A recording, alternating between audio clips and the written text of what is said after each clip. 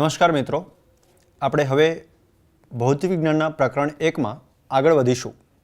આપણે આ ભાગમાં અત્યાર સુધી જે અત્યારે વાતો કરી એ દરેક ટોપિકમાં charge, electric field lines, electric force, Coulomb's law, એક કરતાં વધારે જ્યારે ચાર્જ પાર્ટિકલ્સ હોય છે ત્યારે એ બધા ચાર્જ પાર્ટિકલ્સના લીધે લાગતું બળ એટલે કે બળનો સરવાળો, જ્યારે એક વખત આપણે ઇલેક્ટ્રિક ફિલ્ડ ફાઇન્ડ કરીએ એક ચાર્જ પાર્ટિકલના લીધે ઘણા બધા જો ચાર્જ પાર્ટિકલ હોય તો એ ચાર્જ પાર્ટિકલોના લીધે લાગતું ઇલેક્ટ્રિક ફિલ્ડ ઇન્ટેન્સિટી એટલે કે E1 plus E2 plus E3 એવી રીતે જોવા જઈએ તો અહીંયા પણ આપણે એવું કહી શકીએ કે આપણો જે સુપરપોઝિશનનો જે નિયમ છે, જે સુપરપોઝિશનનો નિયમ આપણે કુલમ્બ્સના નિયમમાં યુઝ કરીએ છીએ એ જ સુપરપોઝિશનથી આપણે ટોટલ સરવાળો જે ઇલેક્ટ્રિક ફિલ્ડ ઇન્ટેન્સિટીનો પણ કરી શકીએ છીએ. હવે આપણે આ જ વિષયમાં થોડો આગળ વધીએ તો એક વાત છે, એક ટોપિક છે જેને આપણે કહીશું વિદ્યુત ડાયપોલ, ઇલેક્ટ્રિક ડાયપોલ. આમ જોવા જઈએ મિત્રો તો આપણી પાસે ડાયપોલ એટલે બે પોલ. આ શબ્દ જેટલો અત્યારે ઇમ્પોર્ટન્ટ છે આ શબ્દ એટલો જ જ્યારે આપણે મેગ્નેટિક ફિલ્ડ, મેગ્નેટિકનો ટોપિક ભણીશું, ઇલેક્ટ્રોમેગ્નેટ, પરમાનન્ટ મેગ્નેટ જ્યારે વાત કરીશું ત્યારે પણ આ ટોપિક તમને ફરીથી ટચ કરશે. તમારી પાસે જો એવું કહી શકાય ફ્રેન્ડ્સ કે મારી પાસે એમ કે બે ચાર્જ પાર્ટિકલ છે અને એ બે ચાર્જ પાર્ટિકલનું મેગ્નિટ્યુડ સરખું છે. એટલે કે એક ચાર્જ પાર્ટિકલ ધારો કે 5 માઇક્રોકુલમ છે તો બીજો ચાર્જ પાર્ટિકલ -5 માઇક્રોકુલમ છે અને એ બે ચાર્જ પાર્ટિકલ વચ્ચેનો ડિસ્ટન્સ કંઈક છે. હવે આપણે અહીંયા આ ટોપિકને સમજવા માટે એવું સમજીએ કે મારી પાસે એક પર્ટિક્યુલર એક આ જે લાઈન છે, અહીંયા જે છે આ પોઈન્ટ ઉપર એક ચાર્જ પાર્ટિકલ છે જેને આપણે Q1 કહીશું અને આ પોઝિશન ઉપર જે ચાર્જ પાર્ટિકલ છે એને Q2 કહીશું અને બરાબર સેન્ટર, આ સેન્ટરને આપણે ઓરિજિન કહીશું. ઓરિજિનથી આટલું ડિસ્ટન્સ ને આપણે A કહીશું, સ્મોલ a. ઓરિજિનથી આટલું ડિસ્ટન્સ જેને ફરીથી આપણે A કહીશું. તો એવું કહી શકાય ઓરિજિનથી A જેટલા ડિસ્ટન્સ પર Q1 છે અને ઓરિજિનથી ફરીથી A જેટલા ડિસ્ટન્સ પર Q2 છે. પણ મિત્રો મેં પહેલાથી તમને કીધું હતું એ પ્રમાણે ફરીથી કહું છું કે અહીંયા જે બે ચાર્જ પાર્ટિકલ લેવાના છે જેને હું Q1 કહું છું, જેને હું Q2 કહું છું અને જે ઓરિજિનથી A જેટલા ડિસ્ટન્સ પર અને ઓરિજિનથી ફરીથી A જેટલા ડિસ્ટન્સ પર, એટલે કે total distance between two charge particles is a 2a. અને જેને હું Q1 કહું છું એને હું Q કહીશ, જેને હું Q2 કહું છું એને પણ હું Q કહીશ. એટલે કે મેગ્નિટ્યુડ જે છે એ બંને ચાર્જ પાર્ટિકલનું સરખું છે અને એની પોલારિટી ડિફરન્ટ છે. હવે આવી સિસ્ટમ જે બની બે ચાર્જ પાર્ટિકલની કે જેમાં મેગ્નિટ્યુડ સરખું પણ એની પોલારિટી ડિફરન્ટ અને જે બે ચાર્જ પાર્ટિકલ આ સિસ્ટમમાં અમુક ડિસ્ટન્સથી દૂર છે, તો જે બન્યું એને આપણે ઇલેક્ટ્રિક ડાયપોલ કહીશું.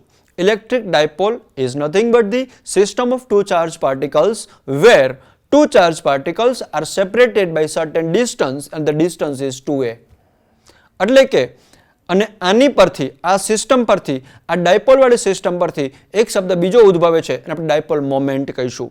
ડાયપોલ મોમેન્ટ જેને આપણે સિમ્બોલિકલ ફોર્મમાં લખીશું સ્મોલ p.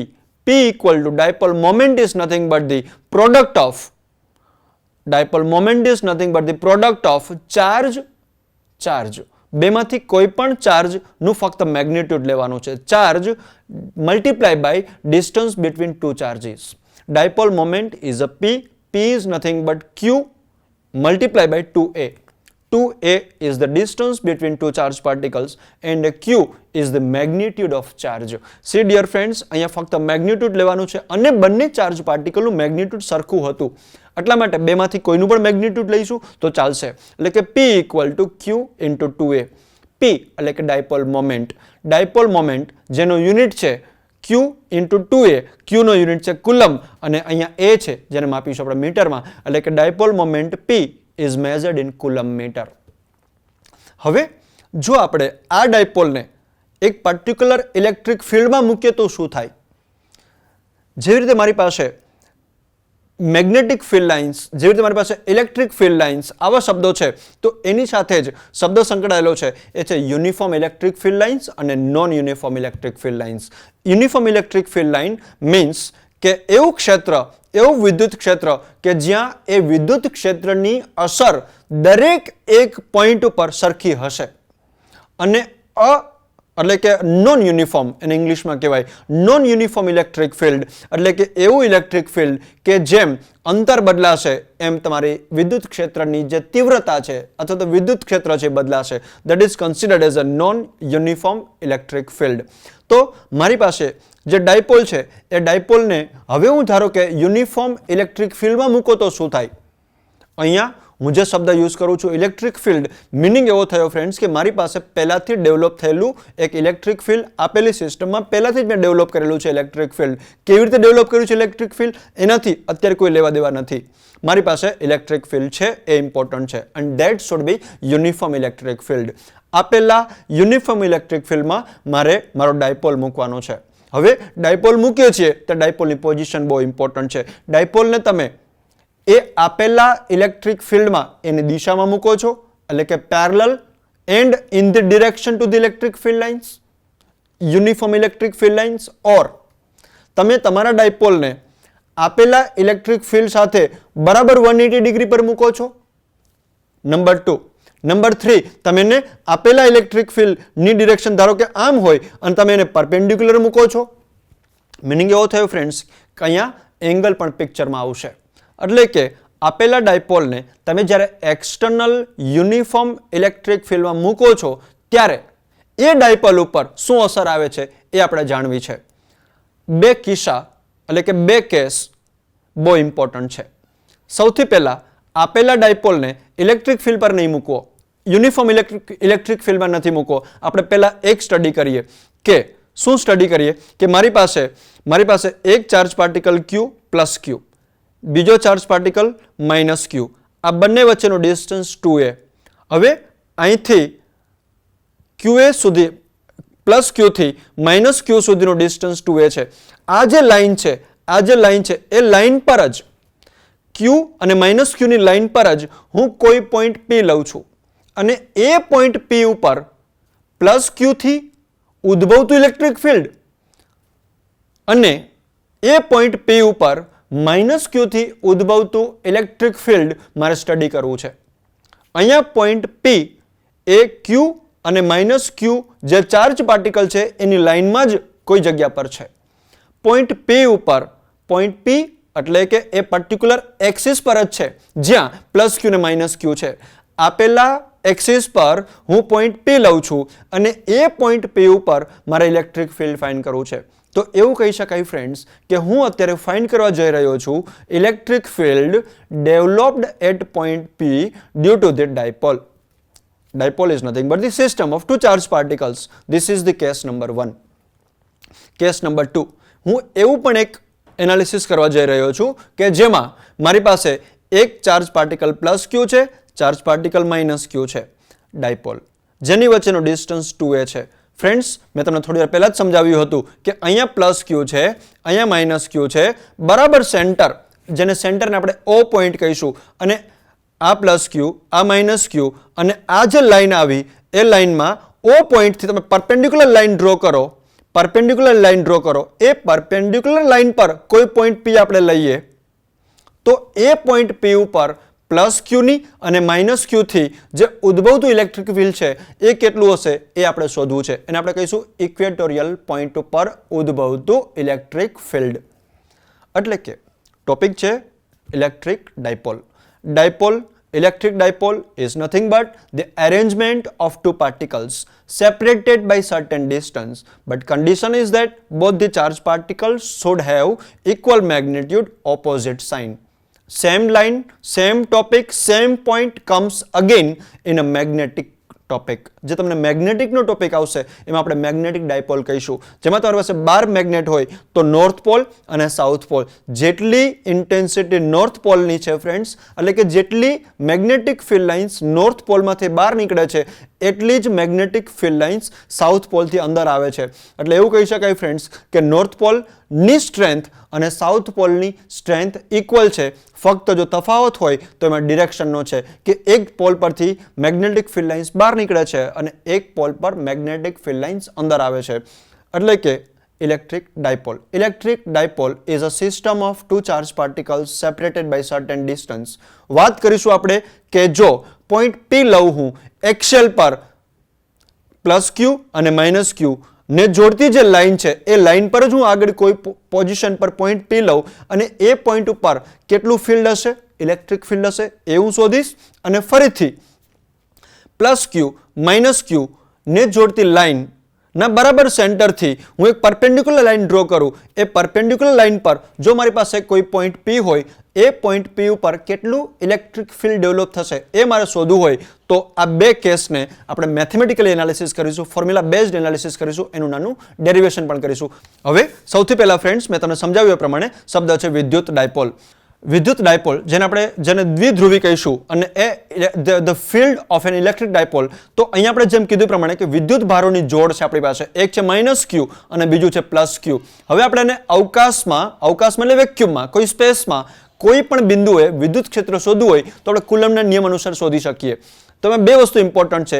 જ્યારે બિંદુ ડાયપોલની અક્ષ પર હોય, મેં તમને પહેલા જ કીધું હતું કે મારી પાસે જે પોઈન્ટ પી છે એ તમારું ડાયપોલની અક્ષ પર છે અને બીજું જે છે એ ડાયપોલના વિષુવરેખીય સમતલમાં હોય અને એમાં આપણે લંબ ડ્રો કરીએ અને એ લંબ કેન્દ્રમાંથી પસાર થાય ત્યારની વાત છે.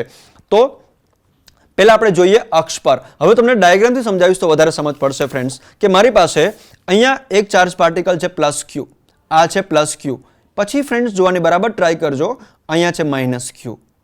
તમને મેં પહેલા જ કીધું હતું ફ્રેન્ડ્સ કે આ પ્લસ ક્યુ અને માઇનસ ક્યુ થી બનતી જે સિસ્ટમ છે એ બે વચ્ચેનો ડિસ્ટન્સ છે 2a. ધારો કે હું એમ કહું કે જે મેં પી લખ્યો છે એને આપણે થોડી વાર માટે ઓરિજિન લઈએ તો અહીંથી લઈને માઇનસ ક્યુ સુધીનું અંતર એ છે અને આ પોઝિશનથી ક્યુ સુધીનું અંતર પણ એ છે. તો એવું કહી શકાય ફ્રેન્ડ્સ કે ક્યુ થી માઇનસ ક્યુ સુધીનું અંતર 2a છે. હવે આ પ્લસ ક્યુ અને માઇનસ ક્યુ ને જોડતી જે લાઈન છે એ લાઈન ઉપર કોઈ પર્ટિક્યુલર પોઝિશન, આ પોઝિશન ઉપર પોઈન્ટ પી લઉં છું. તો આપણી પાસે બે ટાઈપના ચાર્જ પાર્ટિકલ છે. એક ચાર્જ પાર્ટિકલ છે પ્લસ ક્યુ. ફ્રેન્ડ્સ એ બધું મેં તમને ક્લિયર સમજાવ્યું હતું કે જો ચાર્જ પાર્ટિકલ પ્લસ ક્યુ હશે તો પ્લસ ક્યુના લીધે ઇલેક્ટ્રિક ફિલ્ડ લાઇન્સ બહારની બાજુની હશે.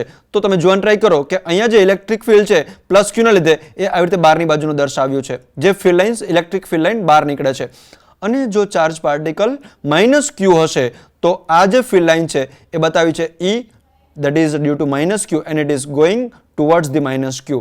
હવે ફ્રેન્ડ્સ આ પોઈન્ટ P ઉપર મારે શું શોધવું છે?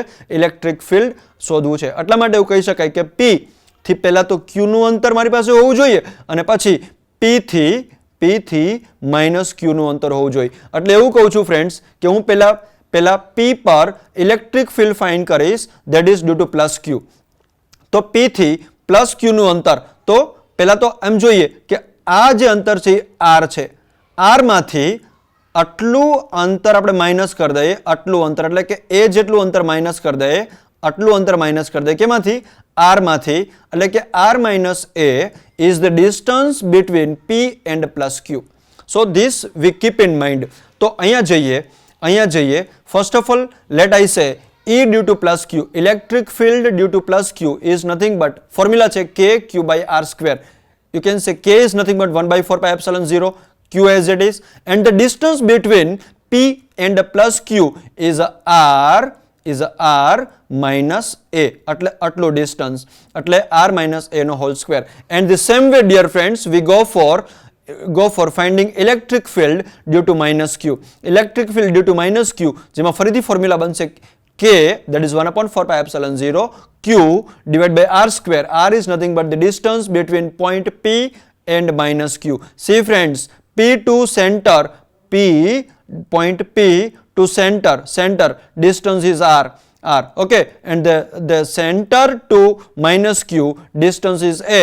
That's why A plus R is the total distance between P and minus Q. So it is E minus Q equal to minus Q divided by K R plus A whole square. અહીંયા જે minus sign આવી છે friends, એ minus sign છે આ minus ક્યુની. So this is first of all you can say અક્ષ પરના બિંદુ માટે પહેલા આપણે શોધ્યું E minus Q. E minus Q is nothing but the electric field developed at P due to minus Q. પછી આપણે ફાઇન્ડ કર્યું E plus Q means electric field developed at P due to plus Q. Now after finding these two electric fields at a point P, now we need to add these two electric fields. E is equal to E due to plus Q plus E due to minus Q. It is equal to, if you try to see in this both the formulas, you can say Q is there, Q is there. 1 upon 4 pi epsilon 0, 1 upon 4 pi epsilon 0. So one can say Q upon 4 pi epsilon 0 is there in both the, you can say E minus Q and E plus Q. So we can take it out. So Q upon 4 pi epsilon 0 is out. Now in equation ની અંદર બાકી રહેશે E due to plus Q. E due to plus Q માં હતો R minus A નો whole square અને minus 1 upon R plus A નો square. એટલે minus 1 upon R plus A નો square.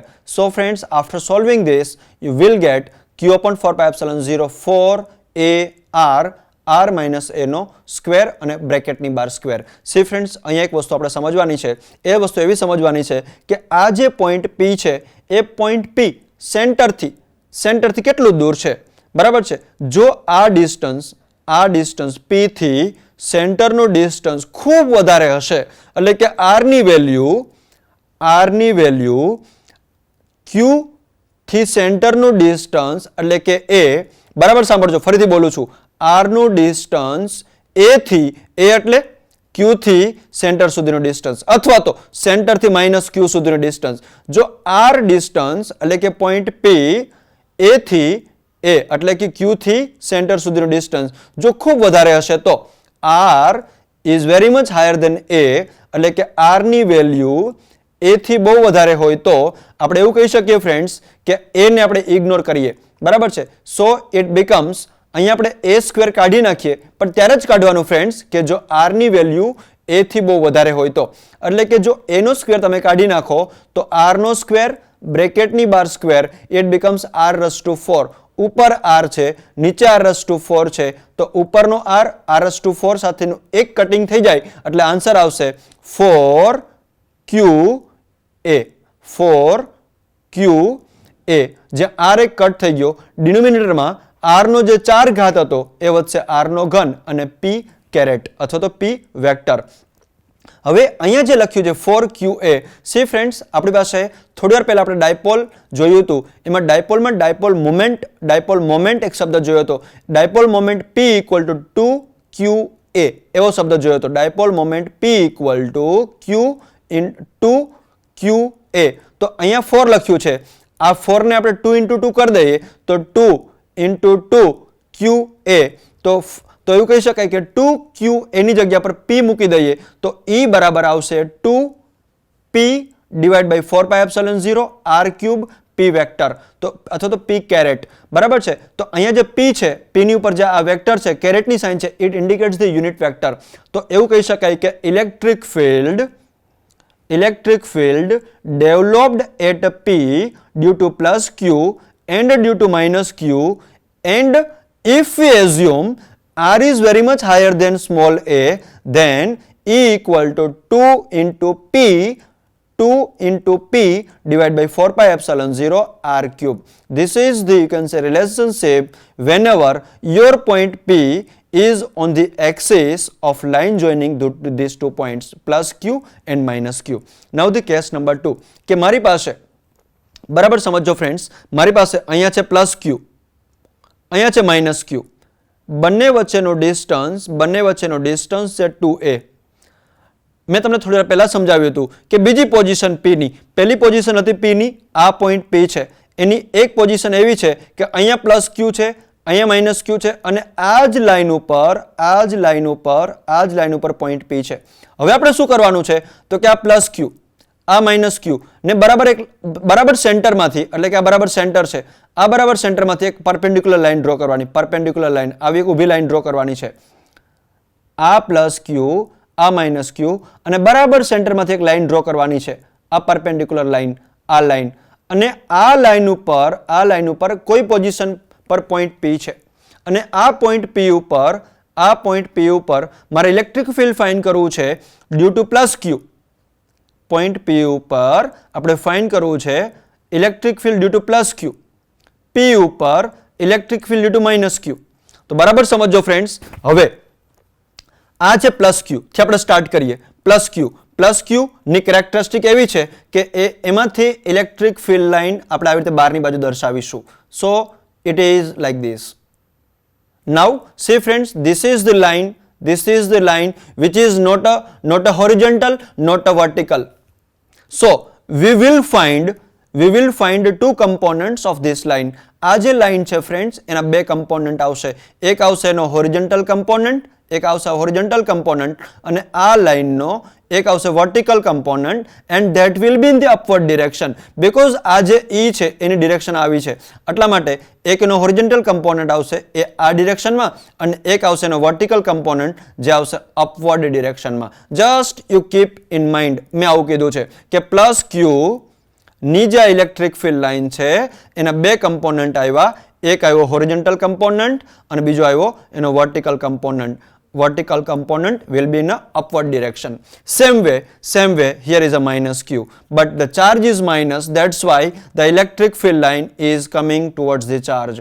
એ લાઈન ચાર્જની બાજુ આવી રહી છે.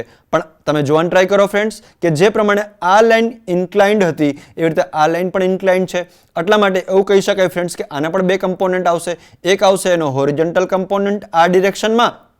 હું પાછું કહું છું, આ જે લાઈન હતી એનો હોરિઝોન્ટલ કમ્પોનન્ટ આ ડિરેક્શનમાં. પાછું કહું છું, આ જે લાઈન છે જે ઇન્ક્લાઇન્ડ છે એનો હોરિઝોન્ટલ કમ્પોનન્ટ આ ડિરેક્શનમાં, અને આ જે લાઈન છે ઇલેક્ટ્રિક ફિલ્ડ લાઈન જે માઇનસ ક્યુ ના લીધે છે એનો વર્ટિકલ કમ્પોનન્ટ આવશે નીચેની ડિરેક્શનમાં. તો એવું કહી શકાય ફ્રેન્ડ્સ કે આ પ્લસ ક્યુ નો વર્ટિકલ કમ્પોનન્ટ જે અપ ડિરેક્શનમાં છે, આ માઇનસ ક્યુ નો વર્ટિકલ કમ્પોનન્ટ જે નીચેની ડિરેક્શનમાં છે, એક ઉપરની બાજુનું જેટલું બળ લાગે છે એટલું જ બળ નીચેની બાજુ લાગે છે, એટલા માટે પ્લસ ક્યુ નો વર્ટિકલ કમ્પોનન્ટ અને માઇનસ ક્યુ નો વર્ટિકલ કમ્પોનન્ટ એકબીજા સાથે કેન્સલ આઉટ થશે, એડઅપ થશે.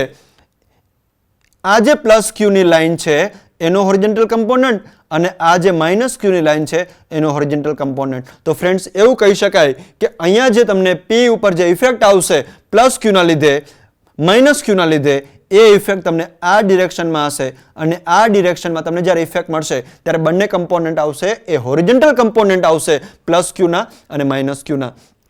એટલા માટે આગળ જઈએ ફ્રેન્ડ્સ. ફરીથી અહીંયા આપણે શોધવાનું છે electric field due to plus Q. See my dear friends, એક જ વસ્તુ યાદ રાખો, electric field E equal to k Q by R square, કે ક્યુ બાય આર સ્ક્વેર. અહીંયા કે ની વેલ્યુ તમે સીધી મૂકેલી છે 1/4πε0, q as it is, and keep in mind r is nothing but distance between point of interest and charge particle. અહીંયા મારો point of interest છે p અને અહીંયા છે charge particle. See friends, we need this distance. આપણે આ distance ની જરૂર છે, આ distance. હવે આપણી પાસે q થી લઈને p સુધીનું અંતર મને ખબર છે, q થી લઈને p સુધીનું અંતર છે સ્મોલ a, આ છે સ્મોલ a, આ ડિસ્ટન્સ છે સ્મોલ r.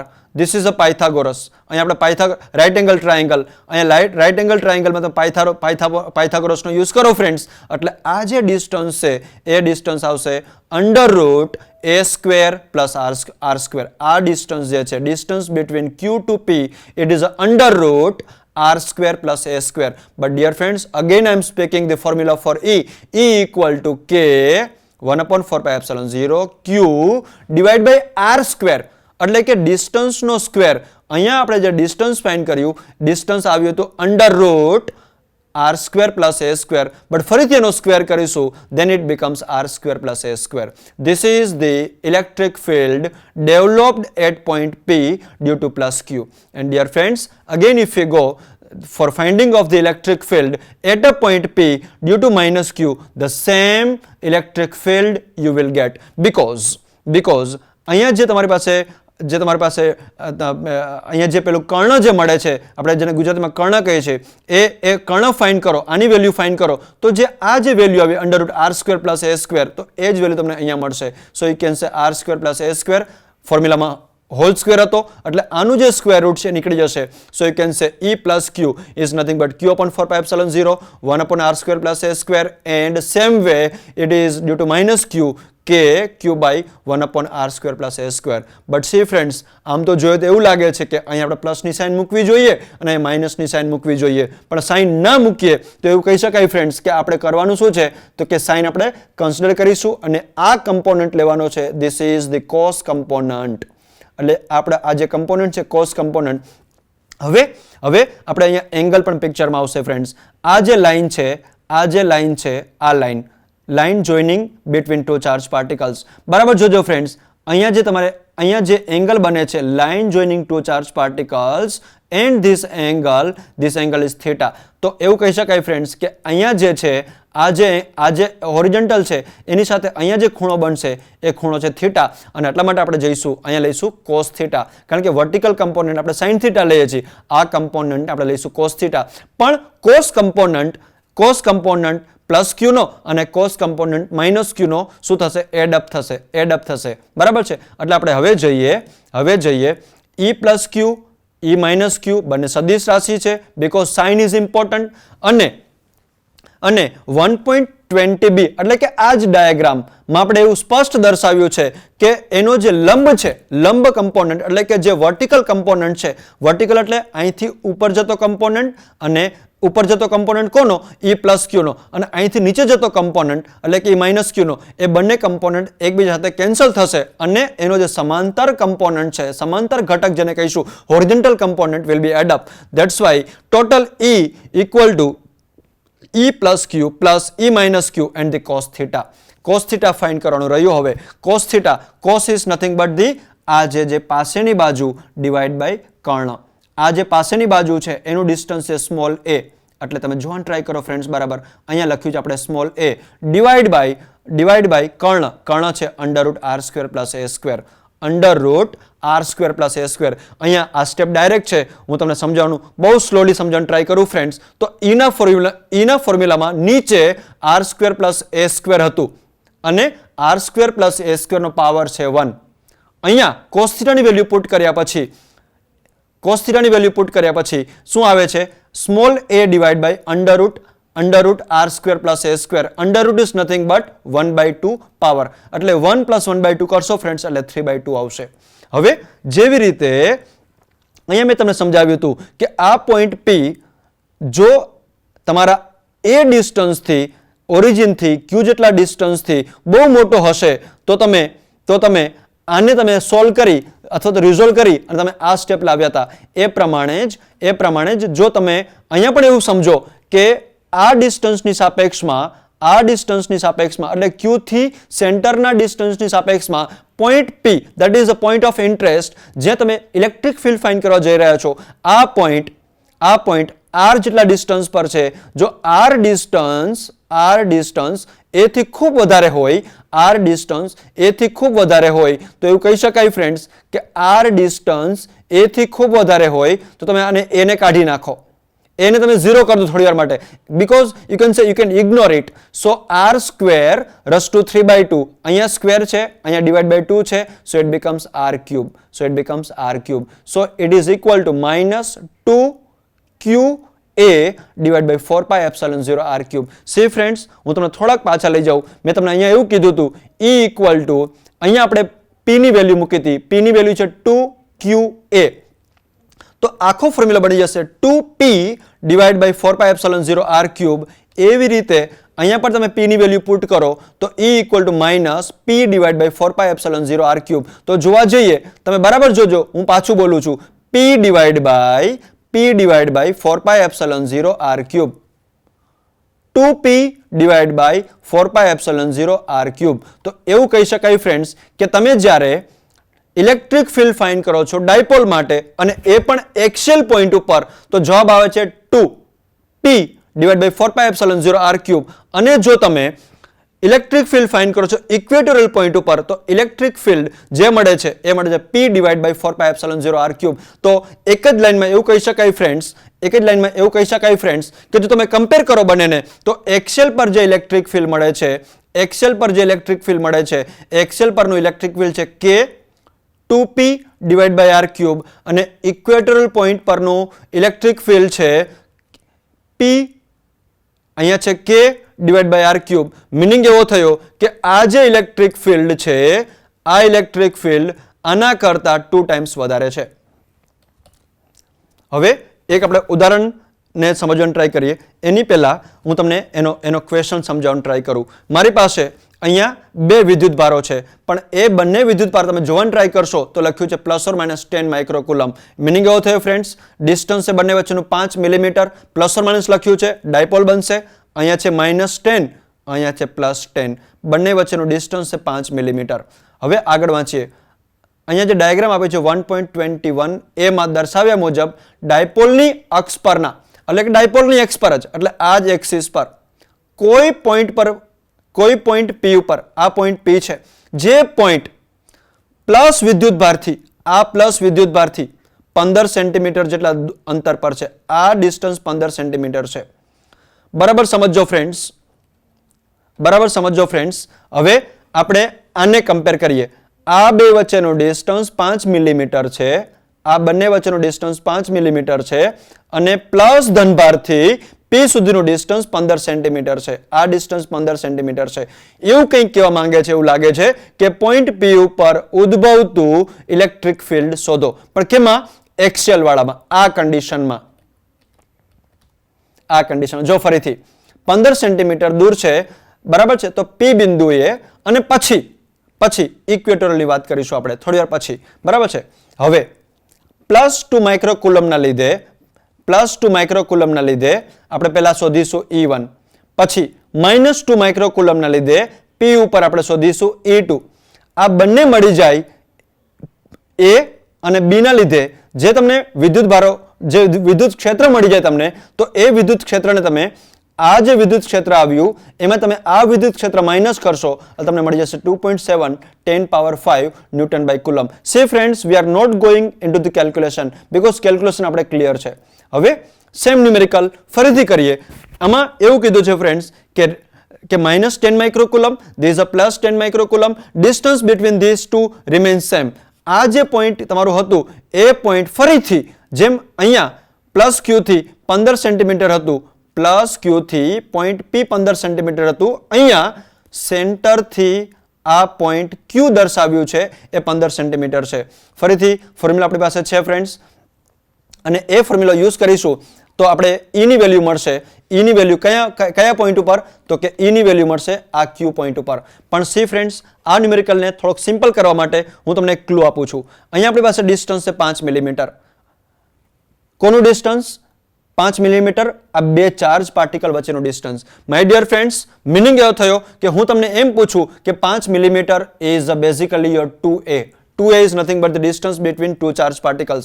જો હું a find કરું તો a એટલે કે આનું half. It is a 2.5 millimeter, 2.5 10⁻³ My dear friends, 2.5 10⁻³ is very very very less than the 15 centimeter. So that going back, તમે આ ફોર્મ્યુલામાં તમે સિમ્પલ વેલ્યુ પુટ કરશો તો બી તમને જવાબ મળશે.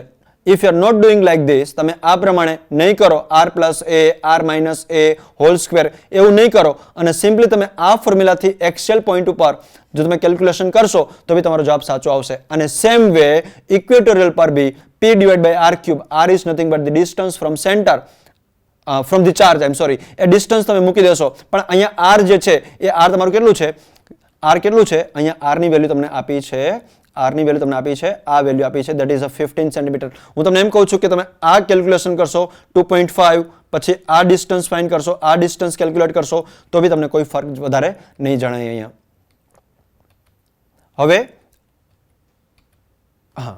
હવે સમાન બાહ્ય ક્ષેત્રમાં મુકેલ ડાયપોલ માટેની આપણે વાત કરીએ કે ધારો કે મારી પાસે ડાયપોલ છે અને હું ધારો કે યુનિફોર્મ ઇલેક્ટ્રિક ફિલ્ડમાં મૂકું છું તો શું થશે? તો ધારો કે હું આપેલા ડાયપોલને યુનિફોર્મ ઇલેક્ટ્રિક ફિલ્ડમાં મૂકું તો એ યુનિફોર્મ ઇલેક્ટ્રિક ફિલ્ડના લીધે, આપેલા યુનિફોર્મ ઇલેક્ટ્રિક ફિલ્ડના લીધે આ જે ડાયપોલ વાળી સિસ્ટમ છે, ધારો કે અહીંયા -Q છે અને અહીંયા +Q છે, એની ઉપર કંઈક ઇલેક્ટ્રિક ફિલ્ડના લીધે, બાહ્ય વિદ્યુત ક્ષેત્રના લીધે એની ઉપર બળ લાગશે. સી ફ્રેન્ડ્સ, આ બળના લીધે આપેલી જે સિસ્ટમ છે એની ઉપર એક ટોર્ક લાગશે. ટોર્ક જે લાગશે તમારા સિસ્ટમ ઉપર, એ ટોર્કનું જે વેલ્યુ છે એ ટોર્કની વેલ્યુ છે Q × E 2a sin θ. See friends, અહીંયા આપણે આને કન્વર્ઝન કરીએ તો સિમ્પલ ટર્મ્સમાં લખીએ તો it becomes 2QA E sin θ. But we know 2QA is nothing but P. You can say torque tau, it is a PE sin θ. હવે આટલું સ્ટાર્ટ કરતા પહેલા હું તમને થોડાક ન્યુમેરિકલ સમજાવવાનું ટ્રાય કરું. આવો ટેલિટોપ પર.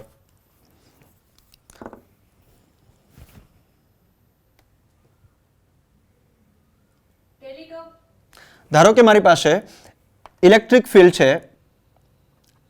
ની કંઈક વેલ્યુ આપેલી છે 5I પ્લસ 4J માઇનસ 4K into 10⁵ newton by coulomb. આ ઇલેક્ટ્રિક ફિલ્ડ છે. આટલું ઇલેક્ટ્રિક ફિલ્ડ અને કંઈક સરફેસની વેલ્યુ આપેલી છે. એક સરફેસ આપ્યું છે પણ ડાયમેન્શનમાં આપ્યું છે ફ્રેન્ડ્સ, વેક્ટર ફોર્મમાં આપ્યું છે. It is a 2I minus 4J into 10⁻²મીટર square. Here we are interested in finding the electric flux. આપણે ઇલેક્ટ્રિક ફ્લક્સ ફાઇન્ડ કરવું છે. તો ઇલેક્ટ્રિક ફ્લક્સ ફાઇન્ડ કરવા માટે સિમ્પલ ફોર્મ્યુલા છે phi E equal to E dot S. Sometime we are adding E dot del S. So value of E is a 5I plus 4J minus 4K. 10⁵ 10⁵ dot S ની value આપણી પાસે આપેલી છે 2I minus 4J into 10⁻². 2I minus 4J into 10⁻². See friends, 10⁻⁵, 10⁻², it becomes 10⁻3. Now friends, we know very well, if you do I dot I, if you do J dot J, or if you do K dot K, the answer will be 1. Same way right now આપણે જરૂરિયાત નથી પણ તો બી તમને કહી દઉં કે if you do I dot K or I dot J, એવું તમે કંઈ પણ કરશો યોર આન્સર વિલ બી 0. આ થયું ડોટ પ્રોડક્ટ માટેનું સિમ્પલ રૂલ. આવી જરૂર તમને ભવિષ્યમાં પડી શકે છે કે મારી પાસે ધારો કે I ક્રોસ I હોય યા તો J ક્રોસ J હોય યા તો મારી પાસે K ક્રોસ K હોય તો શું થાય? તો એની વેલ્યુ આવે છે 0. હવે તમને આમ તો કોઈ પૂછતું નથી આપણે કે કેમ આ વેલ્યુ 0 આવી, કેમ આ વેલ્યુ 1 આવી, પણ તમને થોડુંક તમારા નોલેજ માટે કહું. I મીન્સ X ડિરેક્શન, એનું મારે ડોટ કરવાનું છે ફરીથી I સાથે એટલે X સાથે. C friends, I X dot X, but in another term A dot B, we know very well A dot B is nothing but AB cos theta. AB cos theta. What is the angle? Theta એટલે શું? તો કે theta એટલે AX, A એટલે AX, B એટલે AX, બે X વચ્ચેનો angle છે 0. So it becomes cos 0. cos 0 is a 1. એટલા માટે અહીંયા 1 આવે છે. એવું તમને ફ્રેન્ડ્સ કહું I cross I. So we know the basic ફોર્મ્યુલો A cross B equal to A B sin theta. સો you can say A is nothing but I cross B is nothing but I. It is a I sin theta. So what is a theta? Theta is the angle between I and I, X and X. Angle between X and X is 0 and sin 0 is 0. That's why the result is 0. So friends, if you do I dot I, if you do Z dot Z, if you do K dot K, your result will be 0. And another thing, if you multiply I with J, you will get K. If you multiply J with K, you will get I. Okay, and if you do the inverse calculation I with K, you will get minus J. If you move clockwise is I, J will get K, J, K will get I, K, I will get J. But if you do the inverse calculation, if you move in anti-clockwise direction, then I dot I cross K will give you minus J, K cross J will give you minus I, and same way it will work. So this is a simple thing for your understanding. Now we do the calculation. See friends, here we multiply this component, that is phi I with 2I. Same way friends, I multiply phi I with J. But say, as I told you, if you multiply I with J, you will get 0. So no need to do multiplication. Is a 5I into 2I, it is a 5 into 2 is a 10.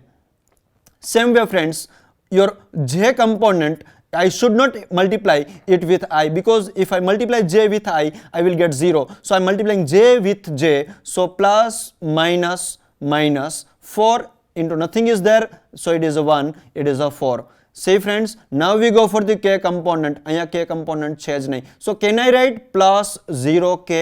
So 4 into 0 is a 0.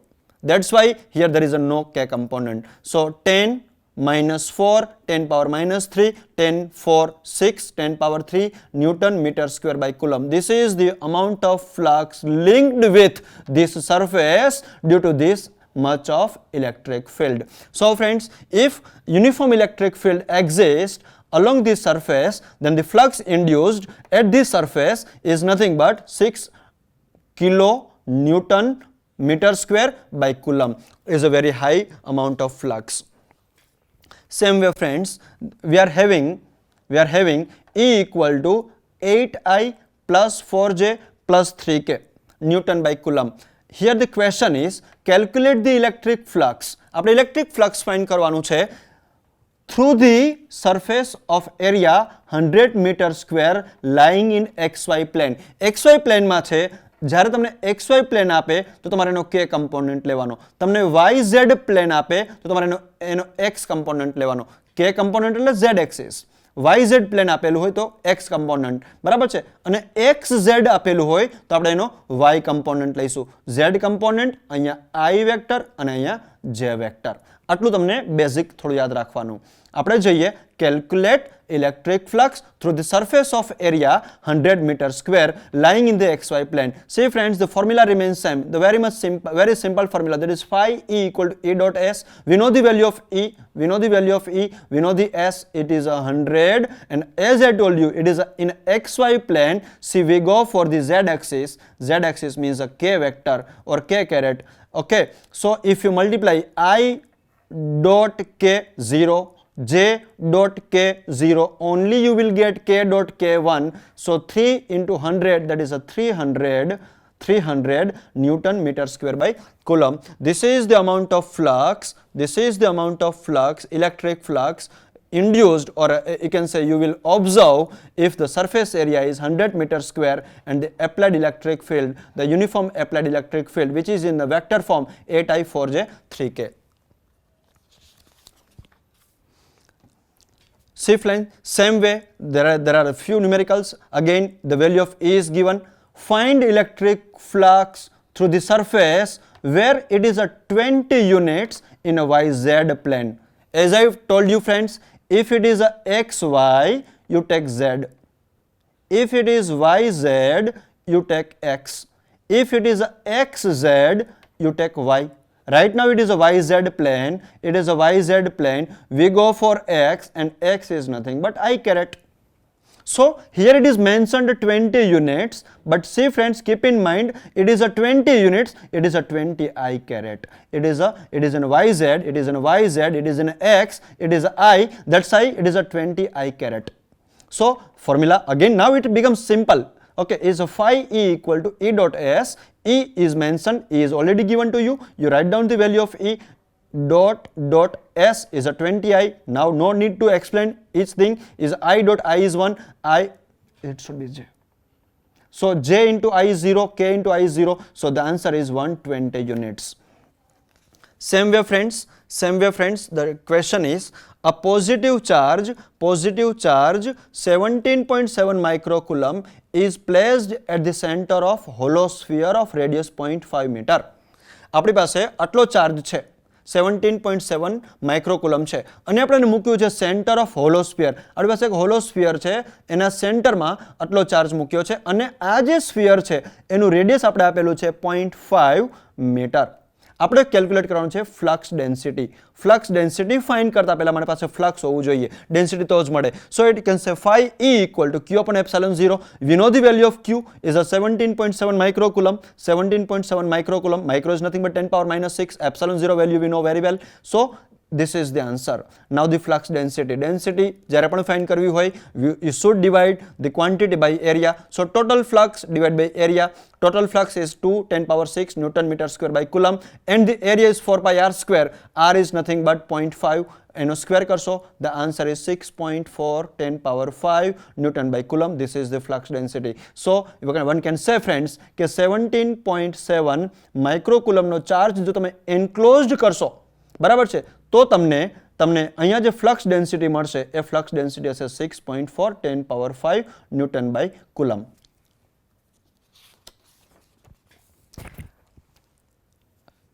બે charge particle dipole વાળી system છે. અહીંયા છે +5 માઇક્રોકુલમ, અહીંયા છે -5 માઇક્રોકુલમ. હવે બંને વચ્ચેનો ડિસ્ટન્સ છે 1 મિલીમીટર. ડાયપોલ મોમેન્ટ આપણે ફાઇન્ડ કરવાનું કહે છે. Dipole moment is nothing but P equal to Q into 2A. So we know the value of Q. See friends, whenever we go for the dipole moment finding, just we need to take the value of Q. Okay, no need to take a sign, and the magnitude is same in both one. It is a 5 microcoulomb, it is a 5 microcoulomb. So 5 10 power minus 6 Distance between these two charged particles is 1 millimeter. So you can say 1 into 10 power minus 3. After doing this calculation, it is a 5 into 10 power minus 9 coulomb meter. And if you do more calculation, it is a nano coulomb meter. So friends, an electric dipole when held, new numerical એવું છે કે મારી પાસે dipole છે અને એને હું મૂકું છું એક પર્ટિક્યુલર ઇલેક્ટ્રિક ફિલ્ડમાં જેની ઇફેક્ટ મેં પહેલાથી જ આપેલી છે 10 power 4 ન્યૂટન પર coulomb. An electric dipole when held at 30 degree. ધારો કે ફ્રેન્ડ્સ આવું મારી પાસે આવું ફિલ્ડ છે પહેલાથી જ અને આવા ફિલ્ડમાં હું મારો ડાયપોલ 30 ડિગ્રી પર મૂકું છું. આ એંગલ છે 30 ડિગ્રી.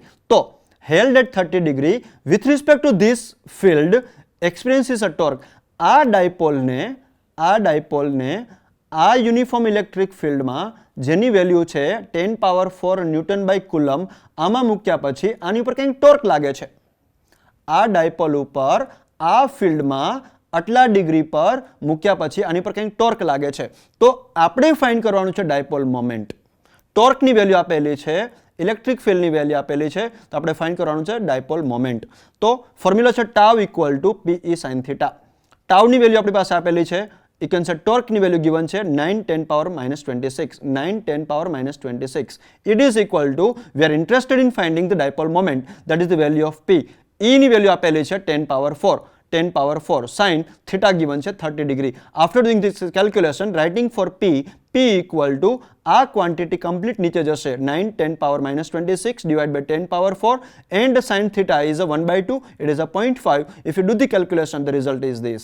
So friends, એવું કહી શકાય કે અહીંયા જે ડાયપોલ આપેલો છે એ ડાયપોલને આપણે પહેલાથી ઇલેક્ટ્રિક ફિલ્ડમાં નથી મૂકતા ત્યારે કંઈક જવાબ છે આપણી પાસે. અને જો તમે આપેલા ડાયપોલને અહીંયા બી ડાયપોલ છે, અહીંયા ડાયપોલને આપણે હોરિઝોન્ટલ આવી રીતે નથી મૂક્યો, આપણે ડાયપોલને આવું મૂક્યો છે. કેમાં? તો કે યુનિફોર્મ આવી રીતે ઇલેક્ટ્રિક ફિલ્ડમાં, અને આ એંગલ છે એ છે 30 ડિગ્રીનો.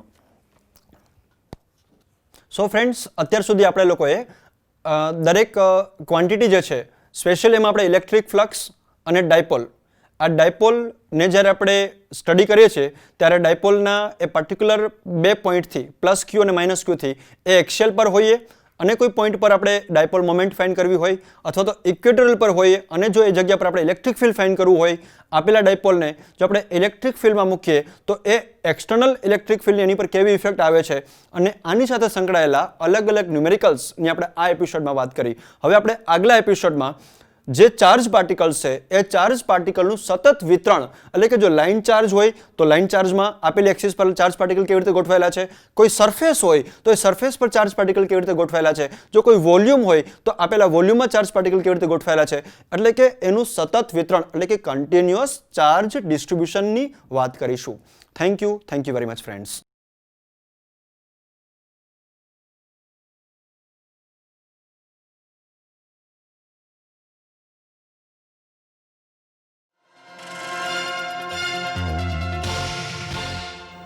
નિષ્ફળતા આવશે જ, પણ એ નિષ્ફળતા મને સફળતા તરફ તો જ લઈ જશે જો હું મારી આત્મશક્તિને જાગૃત કરીશ.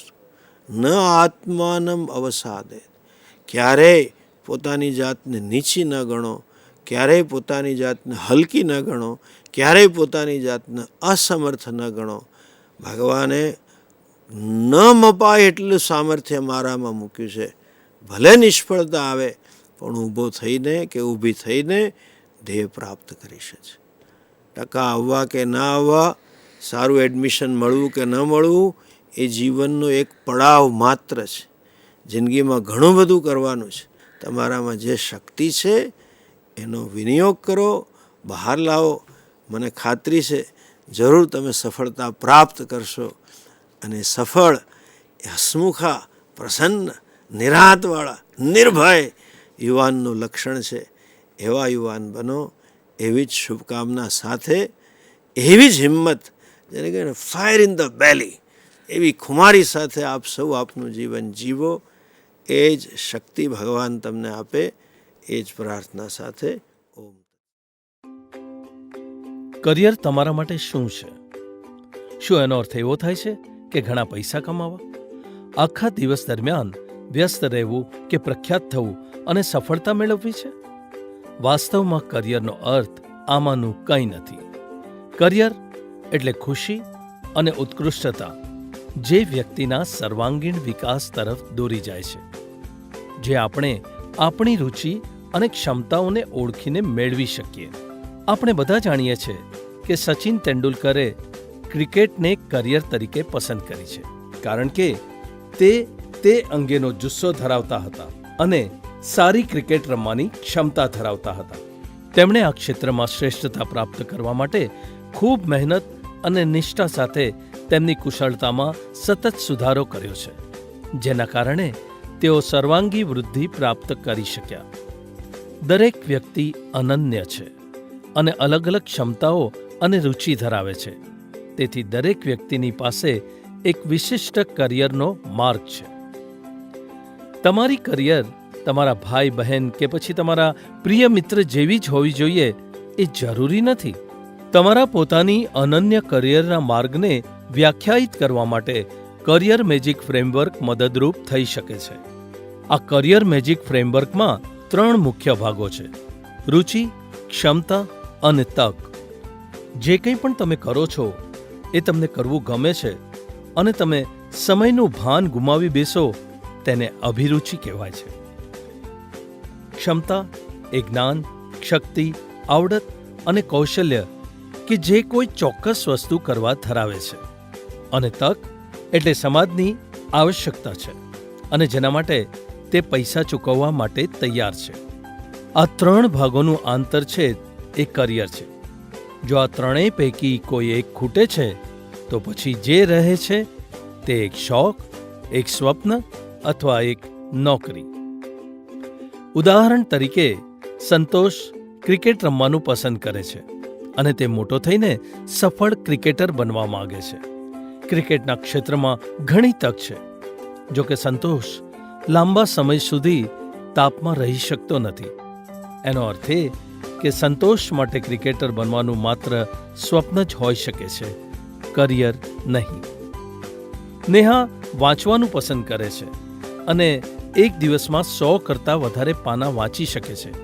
જો કે ફક્ત પુસ્તકો વાંચીને પૈસા કમાવવામાં કોઈ સારી તક નથી. આમ નેહા માટે વાંચન માત્ર એક શોખ હોઈ શકે છે, કરિયર નહીં.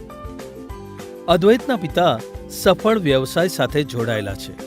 અદ્વૈત પાસે આવશ્યક કુશળતા અને શિક્ષણ પણ છે અને વ્યવસાયમાં તેના માટે બહુવિધ તક છે. જો કે અદ્વૈતને વ્યવસાય ચલાવવામાં રુચિ નથી. તેને માત્ર લખવાનું પસંદ છે અને સારું લખે છે. આમ એક વેપારી બનવું તે જ નોકરી હોઈ શકે છે જેના માટે તેને પૈસા મળે છે, પણ અદ્વૈત માટે તે કરિયર નથી. મોહન ખેતી પસંદ કરે છે અને ઘણી વખત તેના મિત્રના ખેતરમાં લાંબા કલાકો સુધી કામ કરે છે. કૃષિ યુનિવર્સિટીમાં ડિગ્રી ધરાવે છે અને કૃષિ ક્ષેત્રે આવશ્યક જ્ઞાન, કુશળતા અને ક્ષમતા ધરાવે છે. ઉપરાંત કૃષિમાં સંશોધન અને નવીનીકરણ માટે ઘણી તક છે. આમ કૃષિ મોહન માટે કરિયર બની શકે છે. મોહને તેના રુચિ, ક્ષમતા અને તકને ધ્યાનમાં લઈને તેને અનન્ય કરિયર બનાવી છે. આથી ખુશી અને શ્રેષ્ઠતા દ્વારા તે તેના જીવનમાં તમામ પાસામાં વિકાસ સાધી શકે છે. તેવી જ રીતે તમે બધા પોતાની અનન્ય કરિયરની કેડી કંડારી શકો છો.